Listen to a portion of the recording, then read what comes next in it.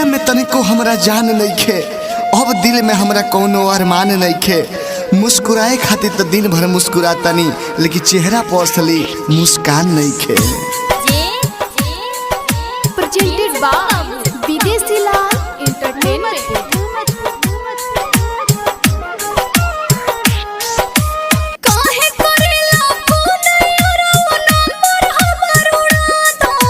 अरे हर जाई, तू वादा कइले रहलू कि ससुरा में जाएब तो वहुच तरह के बुलाएब और फोन से बतियाएब। सब भुला गइलू, सब भुला गइलू।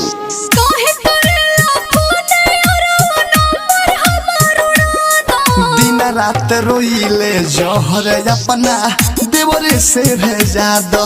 अब बात न करबू हमरा से तो तू ही मुआ दो।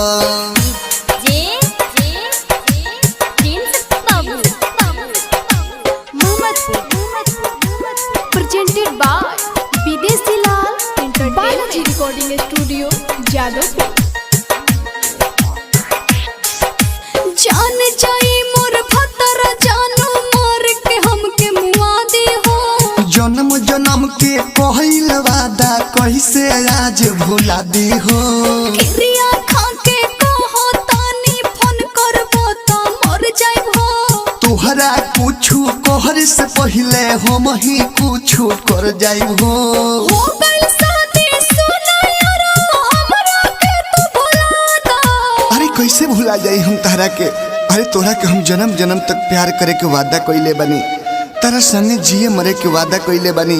वो हम कैसे भूल जाई, कैसे भूल जाई।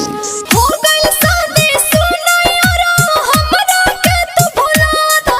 दिन रात रोइले जहर अपना देवरे से भेजा दो। अब बात न करबू हमरा से तो तू ही मुआ दो।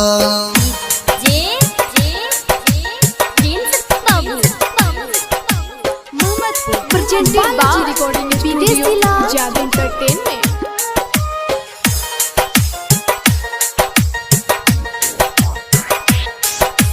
कसहो पियवा के समझा के घर बसवले पानी हो।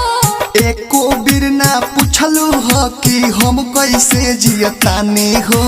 तू अपन घर बसाला हमरो के अब जिए दो। दुर्गेश बेदर्दी से जहर भेजा दो, जहर अब तो पिए दो।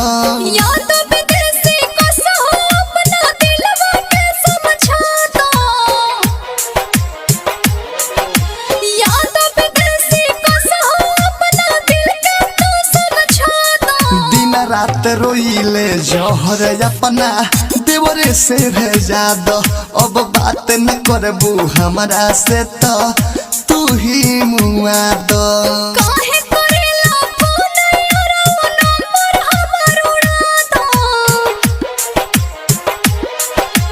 काहे करेला फोन यारो नंबर हमर उड़ा दो। दिन रात रोइले जहर अपना देवरे से भेजा दो।